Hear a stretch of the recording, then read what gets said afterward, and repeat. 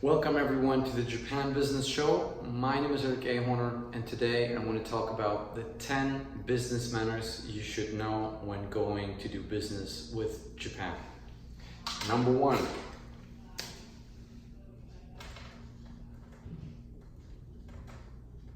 Politeness. Like anywhere else, being polite is important. In Japan, you might have a problem if they think that you haven't been very polite, that they will not continue doing business with you despite the potential that your product or service may have. This can go as far as that the person that has identified your impolite behavior will tell others in the company about it. So even some generations after the impolite meeting has occurred, they will still consider not working with you in the future. So take this into consideration. Number 2, it is about the business cards. Of course, you should have your business cards available not only in English but in Japanese. When you hand over a business card is treated like a part of the person. Do not write on your business card, do not flick your business card.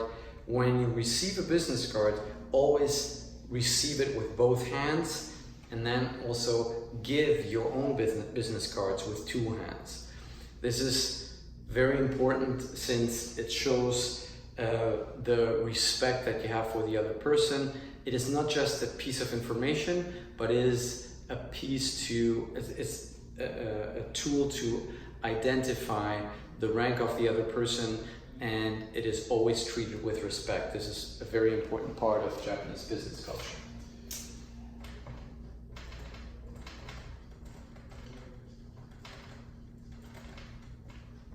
Number 3, the greeting. As you might already know, Japanese do not shake hands, but they bow.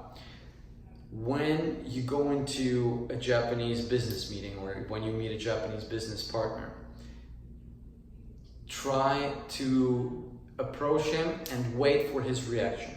When he reaches out to you and wants to shake your hand, then of course you shake his hand. When he does not do that but bows, just try to mimic the movement and show your respect. This way you're on the safe side. Number 4.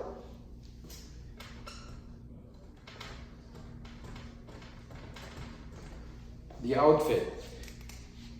Take into consideration that it is rather uncommon to go casually into a Japanese business meeting. So usually you have full-on business suit with tie and everything. This is what is expected from you. Number 5.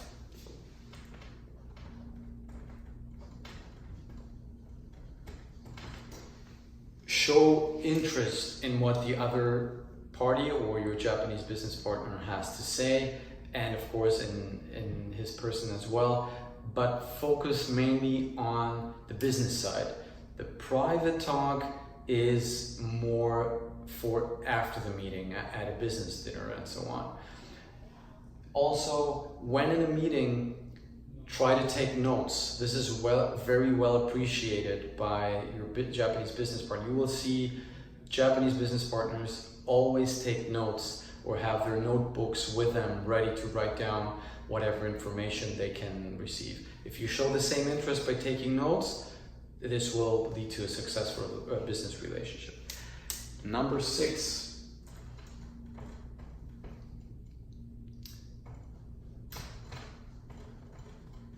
Distance. The first meetings with Japanese business partners can seem rather dry and a bit stiff, but be patient.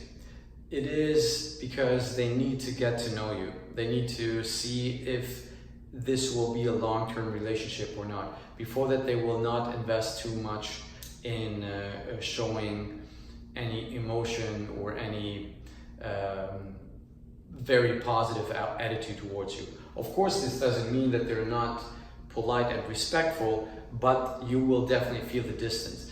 Be not disencouraged by that, but be patient, and if you continue to follow those steps, the distance will get shorter and shorter after time and throughout the following meetings.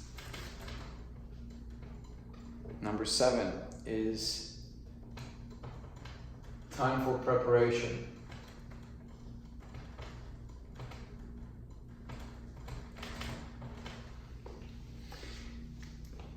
Take your time to prepare the necessary documents for a meeting, and before going to the meeting itself, always send documents and maybe any contracts that you need approval for from your Japanese counterparty way in advance of the meeting, so that they can study and they can run through the hierarchy in the Japanese company, because this is usually a lengthy process. So always take enough time to prepare your meeting so you have actual results at the meeting.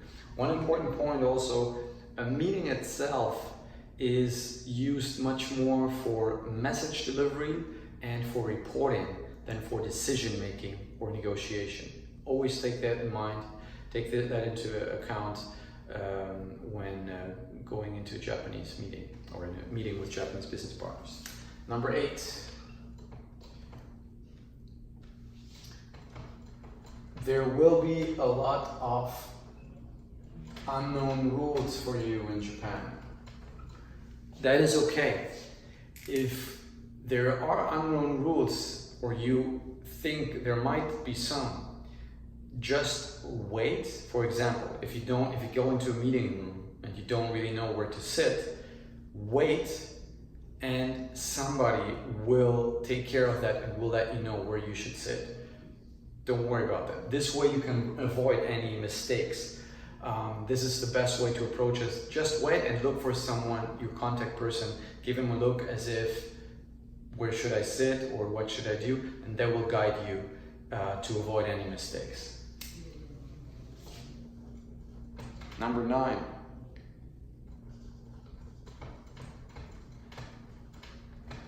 Some rules for business dinners. Basically, the business dinner is where the real talk starts. Or as I mentioned, the meeting itself is more for message delivery and reporting. This is where the actual talk might happen. Doesn't have to, but it might happen, and where decisions can be made. So just 2 very important rules for a business dinner. Never ever put your chopsticks in the food or stick your chopsticks in the food or in the rice bowl. This is only something that you do at a funeral and is seen as a really very bad luck. And then number 2 is about drinking. If you drink your glass empty, somebody will fill it up. That means if you do not want to drink anymore, if you don't want to get drunk, just don't empty your glass. It's that easy.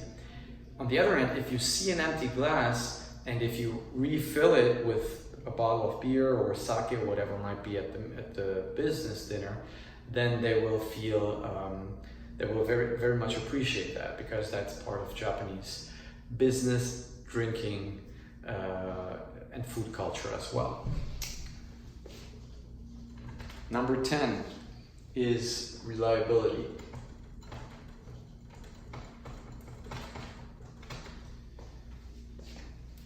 Your reliability will be tested when you have an appointment for the meeting. The moment that you do not arrive on time, your Japanese business partner will not trust in your reliability. That's why, if you cannot come on time, let your business partner know in advance by phone call or by message, and let them know your exact time of arrival, and do not make a second mistake. So if you're late by 10 minutes, try to arrive only 8 minutes late, or try to arrive by the latest, really by the 10 minutes, because your reliability will be tested. There you have it, 10 business manners you should know when doing business with Japan. I hope it was valuable for you. My name is Eric A. Horner. See you next time at the Japan Business Show.